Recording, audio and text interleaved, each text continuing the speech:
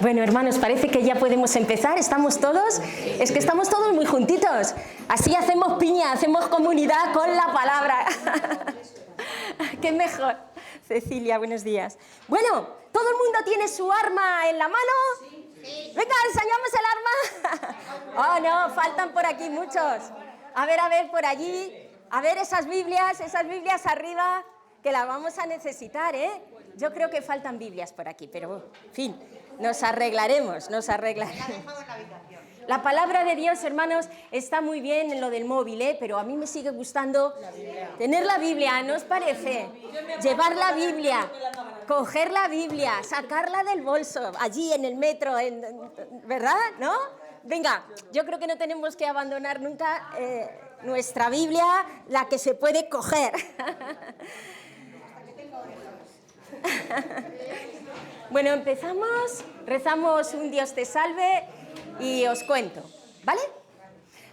Respiramos, ya sé que ya lleváis una enseñanza, que ya a la mañana, pues en fin, ya lleváis muchas cosas recibidas, pero vamos a respirar como si realmente respirásemos al Espíritu Santo. Venga, vamos a respirar, Espíritu Santo. ¡Ah, qué bueno es el Espíritu Santo! Rezamos un Dios te salve y empezamos, ¿vale? Dios te salve, María, llena eres de gracia, el Señor es contigo. Bendita tú eres entre todas las mujeres, y bendito es el fruto de tu vientre, Jesús. Santa María, Madre de Dios, ruega por nosotros pecadores, ahora y en la hora de nuestra muerte. Amén. Gloria al Padre, y al Hijo, y al Espíritu Santo, como era en el principio, ahora y siempre, por los siglos de los siglos. Amén. En nombre del Padre, del Hijo y del Espíritu Santo. Bueno, hermanos, yo voy a ser breve porque os vamos a hacer trabajar, ¿no? Porque, ¿cómo no vamos a tener la palabra del Señor? Hay que currarla, hay que trabajarla para poder interiorizarla. Rodrigo ya os ha dado una visión general de lo que son los salmos en el Antiguo Testamento, ¿verdad? Y entonces yo me voy a ceñir a este tema, los salmos en el Nuevo Testamento, Jesús y los apóstoles. O sea, no voy a ver para nada exhaustivamente todos los salmos que aparecen en el Nuevo Testamento, pero si alguien quiere ese estudio más exhaustivo, que me lo diga y le doy las fuentes para que pueda encontrar todos esos salmos. A lo mejor hay alguien, muy bien, pues ya se lo paso yo a Sandra, me lo decís y os lo paso, ¿eh? Podéis hacerlo, sería un estudio precioso, ir despacito viendo esos salmos que aparecen en el Nuevo Testamento. Pero fijaos que el tema es Jesús y los apóstoles, es decir, cómo en la predicación de los apóstoles ellos toman los salmos para fundamentar el querigma y cómo Jesús, en primer lugar, en su boca y de su boca salen los salmos. Qué maravilloso lo de los salmos, ¿no? Son las mismas oraciones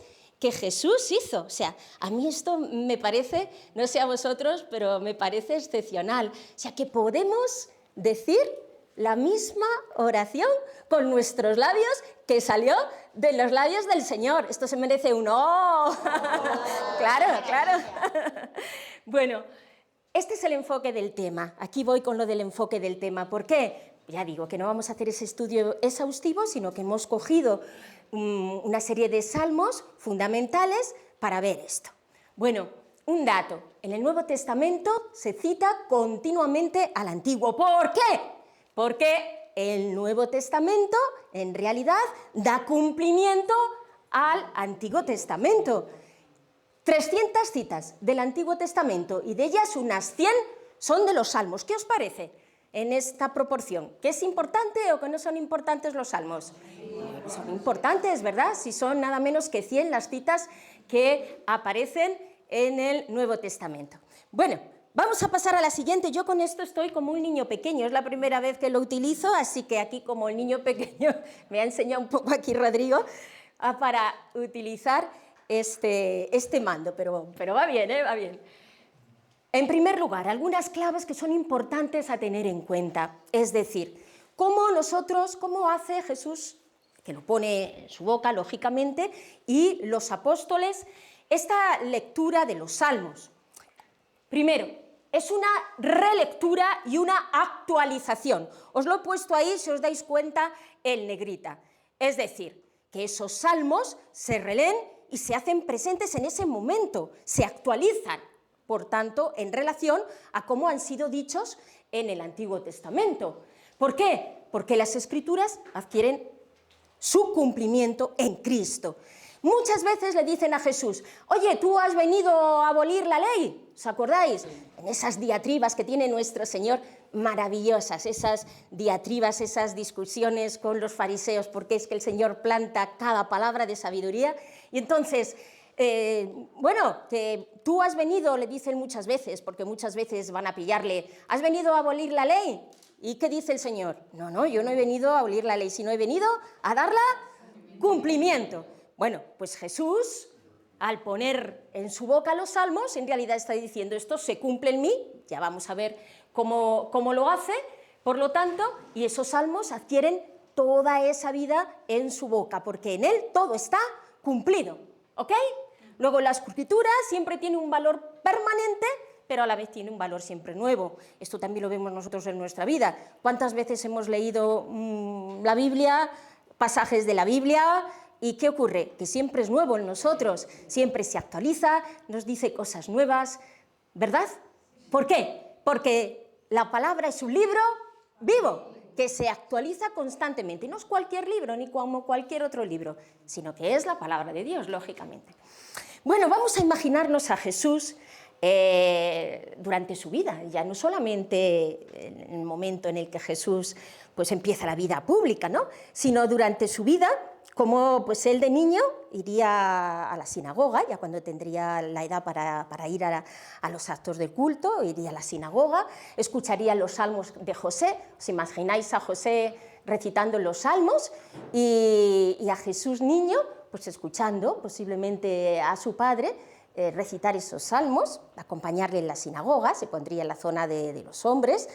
Es decir, que todo esto es el mundo judío en el que Jesús pues se crió y se desarrolló, ¿no?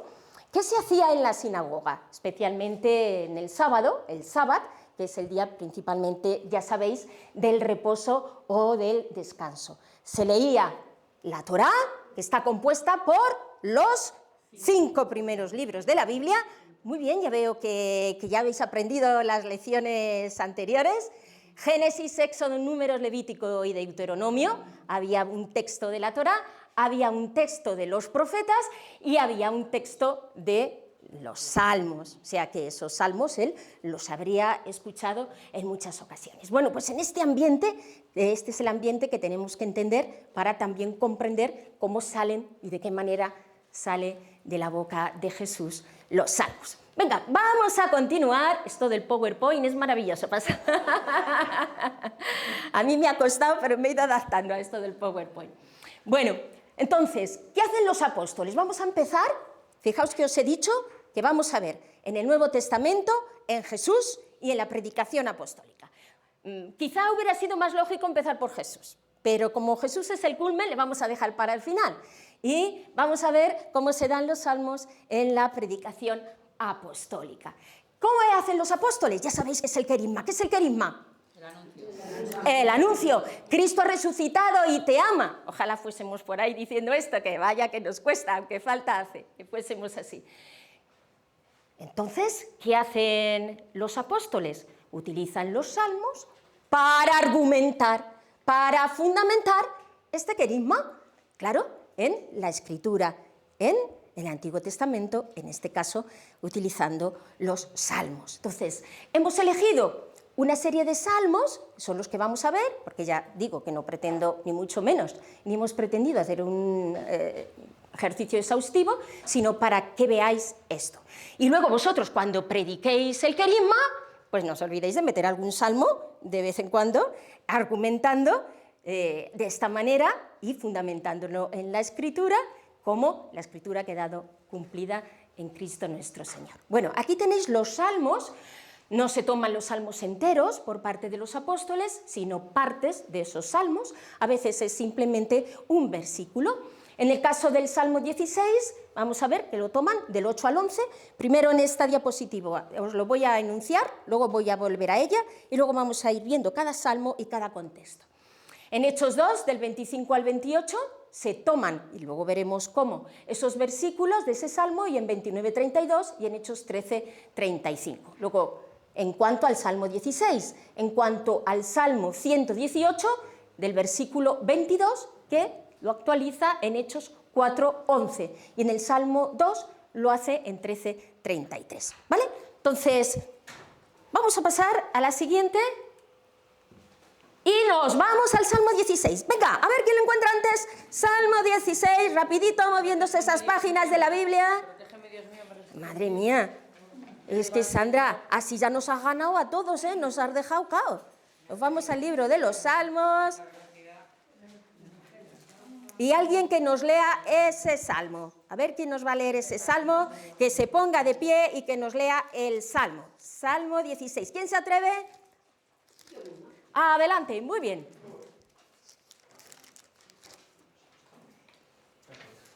Guárdame, oh Dios, que en ti me refugio. Digo a Yahvé, tú eres mi Señor, mi bien, nada hay fuera de ti. Pero ellos dicen a los santos de la tierra, magníficos todo mi gozo en ellos. Son ídolos, abundan tras ellos, van corriendo, pero no les haré liberaciones de sangre, ni mis labios pronunciarán sus nombres. Ya ves la parte de mi herencia y de mi copa. Te aseguras mi suerte, tú aseguras mi suerte. Me ha tocado un lote precioso, me encanta mi heredad. Bendigo a Yahvé que me aconseja, aun de noche me instruye la conciencia. Tengo siempre presente a Yahvé, con él a mi derecha no vacilo. Por eso se me alegra el corazón, siente regocijo en mis entrañas, todo mi cuerpo descansa tranquilo, pues no me abandonarás al Seol, no dejarás a tu amigo ver la fosa. Me enseñarás el camino de la vida, me hartarás de gozo en tu presencia, de dicha perpetua a tu derecha. Muy bien. Los versículos es del 8 al 11. Tened en cuenta que hay diferencia en las traducciones, ¿eh? Tengo siempre presente al Señor, con él a mi derecha jamás sucumbiré. Estos son los versículos que van a retomar en la predicación los apóstoles. Por eso se me alegra el corazón, exulta en mis entrañas y todo mi ser descansa tranquilo, porque no me abandonarás en el abismo, ni dejarás a tu fiel conocer la corrupción. Este es el Salmo. Como veis, un salmo de confianza, un salmo que nos está diciendo Dios nunca abandona al justo. ¿Cuántas veces hemos leído este salmo y hemos sentido esta protección de parte de Dios? Utiliza una serie de imágenes, entre ellas la herencia, es hermoso el lote de mi heredad, se refiere a Dios, y como aquí tenemos esos temas de confianza, rechazo a la idolatría, la herencia espiritual y también una seguridad en esa vida eterna, aunque en realidad aquí se está atisbando, porque lo que es el tema de la resurrección aparecerá en Macabeos, y estamos hablando, aunque esto todo es aproximado, se ponen en boca de David los salmos, pero todo un proceso de construcción de estos salmos, que eso ya os lo habrán explicado. Entonces, vámonos a la predicación de los apóstoles, vamos a jugar entre los salmos y los hechos de los apóstoles. Nos vamos ahora tengo que cambiar la diapositiva, me voy a la diapositiva anterior y hemos visto que está en Hechos 2, del 25 al 28. Vamos a ver ese contexto. Si os dais cuenta, el contexto en el que aparece es en el de la predicación de Pedro, después de Pentecostés. Habían recibido el Espíritu Santo y Pedro sale con toda valentía al balcón y empieza a predicar el Evangelio, empieza a predicar el querigma. Y dice, a partir del versículo 22, israelitas, escuchad, Jesús de Nazaret fue el hombre a quien Dios acreditó ante vosotros con los milagros, prodigios y señales que realizó por medio de él entre vosotros, como bien sabéis.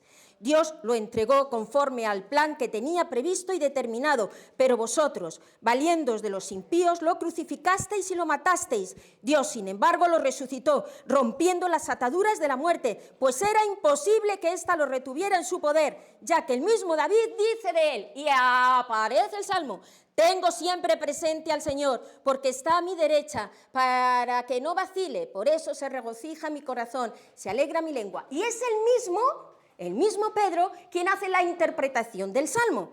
¿Cómo? Fijaos, seguimos, versículo 29. Hermanos, el patriarca David se os puede decir francamente que murió y fue sepultado, y su sepulcro aún se conserva entre nosotros. Pero como era profeta y sabía que Dios le había jurado solemnemente sentar en su trono a un descendiente de sus entrañas, vio anticipadamente la resurrección de Cristo y dijo que no sería entregado al abismo, ni su carne vería la corrupción. ¿Quién no ha conocido la corrupción? Cristo. O sea, fijaos cómo utiliza el Salmo y cómo está diciendo Pedro, esto se ha cumplido en Cristo Jesús, porque Él es el único que no ha conocido la corrupción.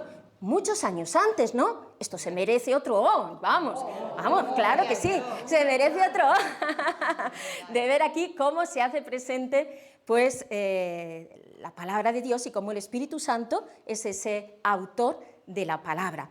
¿Veis? Tenemos el Salmo y la aplicación. También lo tenemos 29-32, que lo hemos visto en la interpretación, y lo tenemos en el capítulo 13, que también es en un contexto de querigma, en un contexto de predicación. Si nos vamos al capítulo 13, en este caso, ¿veis? Capítulo 13, versículo 35, y aquí tenemos en el versículo 35, vamos a ver, no, efectivamente, no permitirás que tu fiel experimente la corrupción. ¿Ok? Bueno, que total, nosotros estamos predicando el Evangelio y echamos mano de este salmo. Seguimos. Vamos ahora al Salmo 118, solamente el versículo 22. Venga, a ver quién busca antes ese salmo y que lea ese versículo. Salmo 118. Sí, versículo 22. Versículo 22. Venga, en alto, ¿quién le tiene? La piedra que desecharon, es eso, ¿no? La piedra que desecharon los albañiles se ha convertido en la piedra angular. Muy bien, muy bien. ¿Cómo se utiliza entonces este versículo de este salmo? Venga, vamos a ver, pasamos de nuevo, luego voy a volver a la misma. Vemos que es un salmo de gratitud, ¿no? ¿Cuántas veces hemos recitado también este salmo, verdad, hermanos? Y hemos cantado, dad gracias al Señor porque es bueno, porque es eterna su misericordia. Es un salmo triunfal, de triunfo. Es un salmo también que se solía cantar en las grandes fiestas, en los momentos de las peregrinaciones hacia el templo. Esto ocurre con los salmos del 113 al 118. Si recordáis cuando hablamos del Salterio, esto también lo vimos. En todo caso, vemos que es un salmo de victoria frente a la adversidad y del reconocimiento de la obra que Dios realiza. Nos vamos a la predicación de los apóstoles, ¿vale? Vuelvo otra vez a la anterior, donde tenemos las referencias bíblicas y tenemos a Hechos 4:11. Venga, vamos a ver quién llega antes a Hechos 4:11. Esto es para manejar la Biblia, ¿eh? Hechos 4:11, nos vamos allí, Hechos 4:11, ¿y qué encontramos? La piedra que vosotros los constructores habéis despreciado y que se ha convertido en piedra angular. Es decir, o sea, estaban perseguidos por el Sanedrín y allí, valientemente, Pedro y Juan dicen esto. Vosotros le habéis matado, le habéis maltratado anteriormente y la habéis tratado verdaderamente como si fuera una piedra de desecho. Pues esa piedra que vosotros habéis considerado que es una piedra de desecho es la piedra angular, como nos dice el Salmo. ¿Veis? Lo está, por lo tanto, tomando y fundamentando, metiéndolo dentro del querigma. Seguimos, vamos con el Salmo 2, versículo 7. Venga, vamos al Salmo 2. Ese está fácil porque está al inicio del Salterio, así que ese va a estar muy fácil para buscar. Salmo 2, versículo 7. ¿Qué nos dice? Haré público el decreto de Yahvé. Él me ha dicho, tú eres mi hijo, hoy te he engendrado. Muy bien, vámonos a Hechos 13:33, ¿vale? Y mientras voy pasando la diapositiva para centrarnos un poquito. 13:33.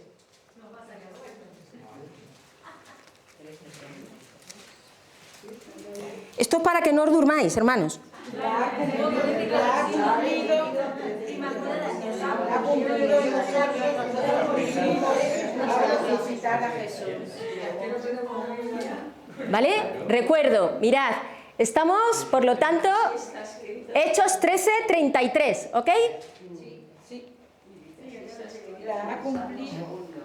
Bueno, primero, vamos entonces con el salmo. ¿Qué tipo de salmo es este? Pues vemos que es un salmo que se utilizaba en las ceremonias de coronación de los reyes, especialmente en la dinastía de David.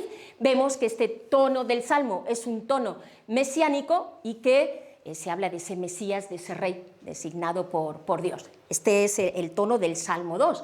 Ahora, si nos vamos después al Nuevo Testamento, entonces nos damos cuenta, ahí en el 33, ¿le tenéis entonces ahí? Que Dios cumplió en nosotros sus hijos, resucitando a Jesús, según está escrito en el Salmo 2. Tú eres mi hijo, yo te engendré hoy. Muy bien.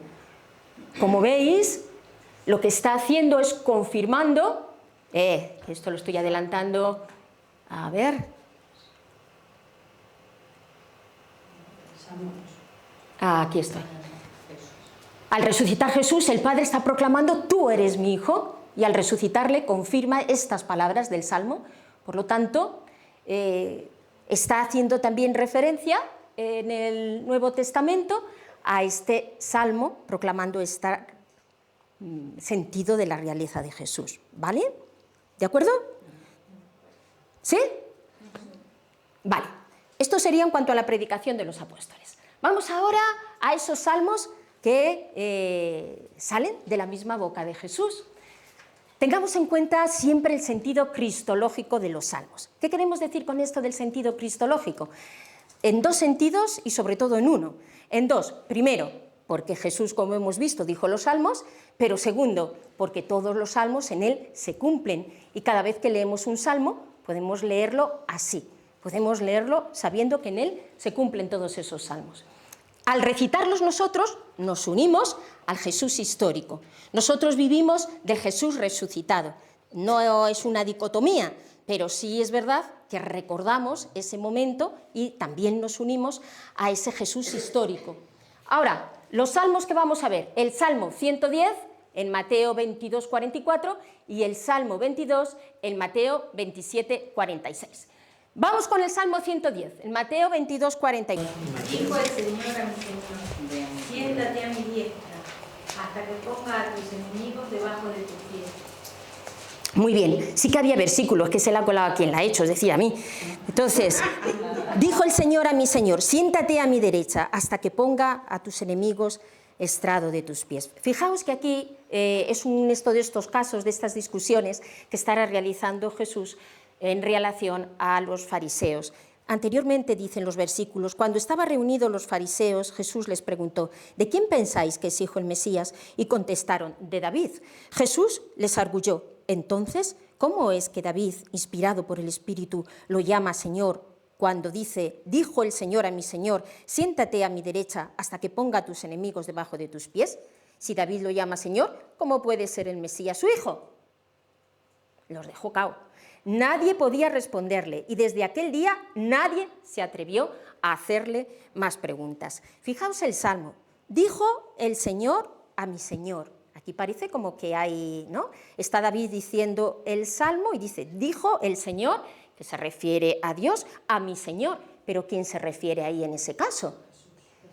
Claro, pero como no querían reconocer su carácter divino, porque en realidad en este salmo lo que se pretende precisamente es que le reconozcan como Dios, que reconozcan su divinidad. Pero como no querían reconocerle, ¿cómo lo arguye Jesús a los fariseos? Lo arguye con la Escritura. Claro, no puede ser de otra manera. Entonces, ¿quién es? Les dice, si David lo llama Señor, ¿cómo puede ser el Mesías su hijo? ¿Vale? O sea, que estaba haciendo referencia a su divinidad, ¿no? ¿A quién se refiere? ¿Quién eres tú? ¿Tú eres Dios? ¿Tú con qué haces esto? Y ahora vamos a este salmo, que es el Salmo 22, que es el salmo más representativo, más gráfico. Claro, este no se nos escapa, Sandra. Este salmo, vamos al Salmo 22, a la primera parte. Como lo vais a ver también en un taller, nos lo va a explicar los hermanos, lo voy a hacer referencia, pero luego lo vais a trabajar muy bien. Salmo 22. Eloí, Eloí, lama sabactani, ¿recordáis? Dios mío, ¿por qué me has abandonado? ¿Por qué no escuchas mis gritos y me salvas? Venga, que lo lea alguien que lo estáis deseando. Del versículo 1 al versículo, vamos a leer 19. ¿Vale? Venga, ¿quién lee este maravilloso salmo? Yo misma. Dice del maestro del coro sobre la sierva de la aurora, Salmo de David. Dios mío, ¿por qué me has abandonado? Está lejos de mi queja, de mis gritos y gemidos. Calma de día, Dios mío, y no responde, también de noche sin ahorrar palabras. Pero tú eres el santo, estronizado, en medio de la alabanza de Israel. En ti confiaron nuestros padres, confiaron y tú los liberaste. A ti clamaron y se vieron libres. En ti confiaron sin tener que arrepentirse. Yo en cambio soy gusano, no hombre. Soy afrenta del vulgo, asco del pueblo. Todos cuantos me van de mí me mofan. Tuercen los labios y menean la cabeza. Se fió a Yahvé, pues que lo libre, que lo salve si tanto lo quiere. Fuiste tú quien del vientre me sacó y salvo me tuviste en los pechos de mi madre. A ti confiaron al salir del seno. Desde el vientre materno tú eres mi Dios. No te alejes de mí, que la angustia está cerca, que no hay quien me socorra. Novillos sin cuento me rodean, me acosan los toros de Basán, me amenazan abriendo sus fauces, como león que desgarra y ruge. Como agua se derramó, mis huesos se dislocan, mi corazón, como cera, se funde en mis entrañas. Mi paladar está seco como teja, y mi lengua pegada a mi garganta. Tú me sumes en el polvo de la muerte. Perros sin cuento me rodean, una banda de malvados me acorrala. Mis manos y mis pies vacilan. Puedo contar mis huesos, ellos me miran y remiran. Reparte entre sí mi ropa y se echa suerte mi túnica. Vale, lo vamos a dejar aquí. Vámonos ahora a Mateo 27, 46. Ya sabéis, Jesús está a punto de morir y entonces pone este salmo. 46. Elí, Elí, lema sabactani, que quiere decir Dios mío, ¿por qué me has abandonado? Vamos a ver, fijaos, no solamente toma este salmo, sino que cada una de las cosas, o muchas, de las que va diciendo el salmo, son las que suceden y que le suceden a Jesús. Voy a pasar la diapositiva, hermanos, para el Salmo 22. Veis que en el Antiguo Testamento el Salmo está dividido en dos grandes secciones, lamento y angustia, que es la que hemos leído, y luego alabanza y esperanza, ¿no? Es un salmo profético, se ve ese abandono, el dolor, las burlas, la confianza, la esperanza.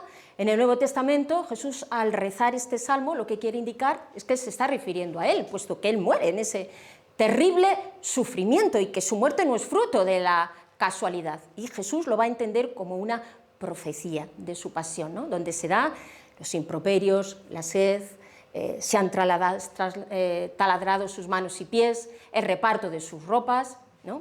Y ahí además pues ve su propia resurrección, reconciliación y salvación. Vamos a volver al Salmo y vais a ver cómo van apareciendo en el Salmo que hemos leído cada uno de estos aspectos, ¿no? Dios mío, ¿por qué me has abandonado? A ti clamo, no contestas. Voy a ir rapidito. Soy como un gusano. Y está haciendo referencia a todo ese aspecto desfigurado de Jesús en la cruz. Nos dice, soy como un gusano, no un hombre. Desprecio del pueblo.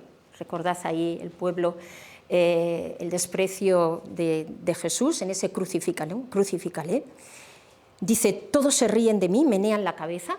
Hace referencia a las burlas por las que pasó Jesús. Lo libre, porque pues que Él lo libre, que lo salve, si es que lo ama, ¿no? Pues baja de la cruz, ¿no? Baja de la cruz. Porque fuiste tú quien me sacó del vientre, quien me mantuvo a salvo. No te quedes lejos, me acorralan los novillos, abren contra mí sus fauces, estoy como agua derramada. Las expresiones son preciosas, las del Salmo. Todos mis huesos están descoyuntados, dice el Salmo. Tengo la garganta seca, tengo sed. ¿Recordáis el grito de nuestro Señor en la cruz? Tengo sed. Y la lengua se me pega al paladar. Me has hundido en el polvo de la muerte. Me acorralan mastines. Me cerca una bandada de malvados. Taladran mis manos y mis pies. Hay como referencias muy explícitas. Aquí en este caso ya sabéis que son los clavos. Puedo contar todos mis huesos. Me lanzan miradas de triunfo. Se reparten mis vestiduras. Está haciendo referencia al reparto de la túnica cuando se la echaron a suertes. Realmente profético el Salmo, ¿verdad, hermanos? Sí. Realmente profético este Salmo. Bueno, y esto es un poco lo que os quería comunicar para que veáis cómo los salmos están muy presentes en el Nuevo Testamento y en la predicación de los apóstoles. Dice, los salmos no solo fueron las oraciones del pueblo de Israel, sino que además fueron las de Jesús, en quien tienen todo cumplimiento, y las de los apóstoles, y lo son también de la Iglesia, siguen siendo estas oraciones. Bueno, y ahora ya os voy a mandar trabajar, pero antes del taller, porque yo tengo un trabajito para vosotros. Tengo un trabajito para vosotros antes del taller, porque tenemos tiempo. Os decía al principio que estamos viendo cómo utilizar los salmos para predicar el querigma. Si vosotros tuvieseis que predicar el querigma, que contar a alguien que Jesús es el Salvador, utilizando un salmo, ¿cómo lo haríais? Os voy a hacer pensar, no sé si os meto en muchos berenjenales, pero ¿cómo lo haríais? Es decir, se trata de, es que quiero que lo hagáis por escrito, se trata de que penséis en algún salmo, bueno, estos u otros, ¿vale?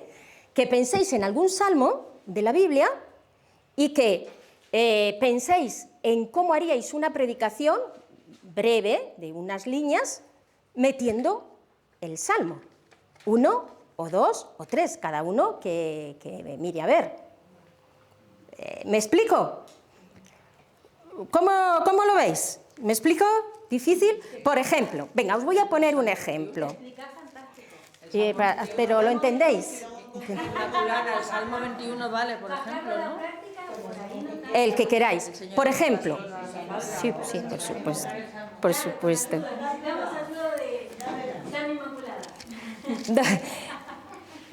Se trata de coger un salmo cualquiera, por ejemplo, me dice, el Señor es mi pastor, nada me falta. Está diciendo Sandra, hermano, mira, tú estás cansado, estás agobiado, te veo agobiado, te ha pasado esto, estás buscando en las cosas tu felicidad, estás buscando en el trabajo tu felicidad, estás, pues mira, en nada ni en nadie vas a encontrar tu felicidad que no es en Cristo Jesús. Porque como dice el Salmo, eso no hace falta que lo digáis, pero le metéis el Salmo, el Señor es tu pastor, nada te puede faltar.